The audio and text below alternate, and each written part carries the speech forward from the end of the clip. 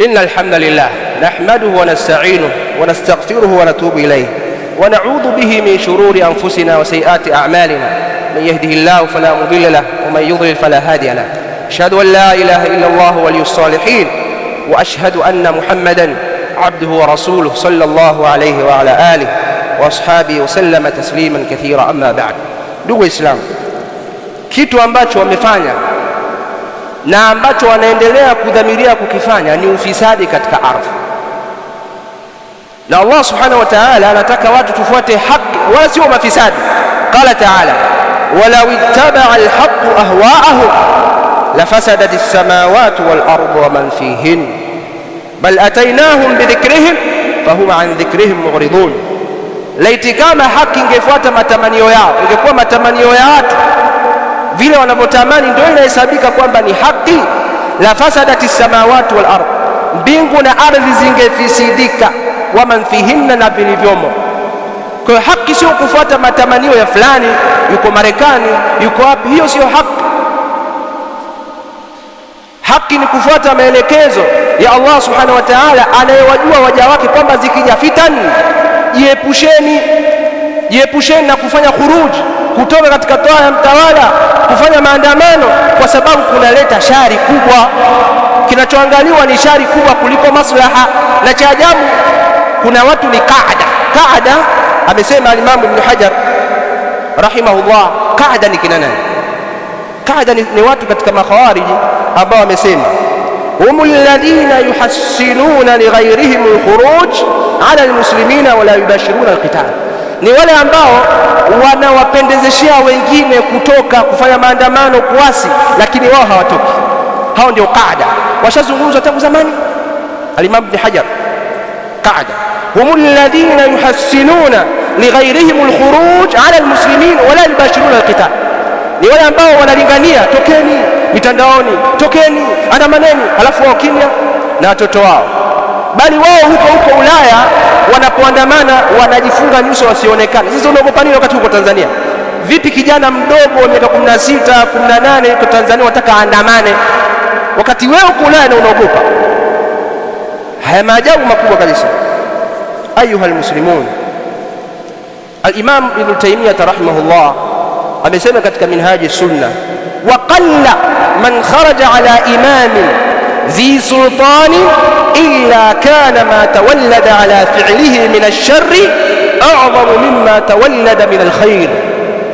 anasema ni uchache sana, yani inakaribia kutokuwepo kabisa kuwa watu wakatoka katika taa ya mtawala isipokuwa ndani yake kuna madhara kwa vitendo vyake vya kufanya khuruji.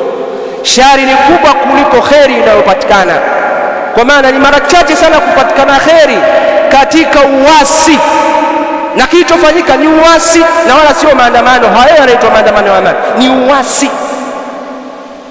Sasa akili kwetu na kwa vijana wetu, lazima tukatazane haya mambo. Kila mmoja amwambie mwenzake, comment mtandaoni, nenda kazungumze, usiwe na aibu, zungumza. Anta muslim, wewe ni Muislam na wewe ndio mwenye haki.